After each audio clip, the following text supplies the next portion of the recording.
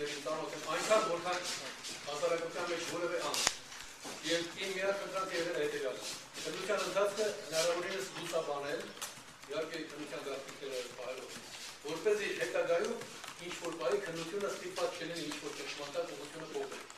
Դա իմ միակ խնդրանքն է եղել, ուրեմն այն ինչ-որ դուք գիտեք արդեն մամուլից, նույնն էլ ես գիտեմ, ոչ ավելին, եւ չեմ ուզեցել իմանալ։ Ընդհանրապես այդ բնույթի հարցերի խնդրում եմ նկատի ունեցեք։ Քննության վերաբերող ոչ թե հարցերի չեմ պատասխանել, այլ այդ թեմայով ես չեմ խոսում։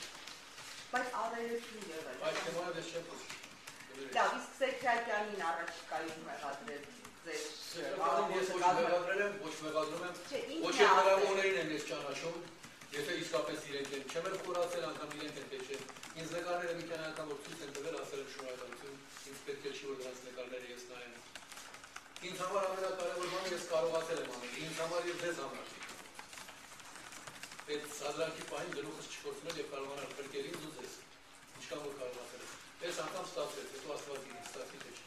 Մնացածը երկրորդական։ Շատ լավ, հարց էստեղ, բայց մի խնդրանք ունեմ, հնարավոր է պատուտակ կանգնածներից մի փոքր էսում գայք, տեսնում եմ լրագրողները։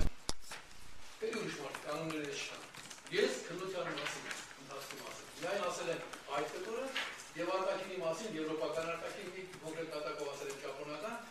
Քննության աշխատակիցները ինձ ասել են շնորհակալություն, որ դուք առաջին օրն ասացիք դժվար թե հիշեմ, ինձ ոչ ոք խորհուրդ չէր տվել, այդպես մտածեցի, որ ես օգնում եմ նրանց։ Եվ սկսեցի հակասական բաներ ասել, որտեղ մթնոլորտում տարածվելու, եւ հետո քննության մասնակիցներն ասացին, որ դա օգնել է։ Դրանից հետո խնդրում եմ հիշեք, ես ոչինչ չեմ ասել, միայն առաջին օր այդ հպանցիկ հայտարարությունը,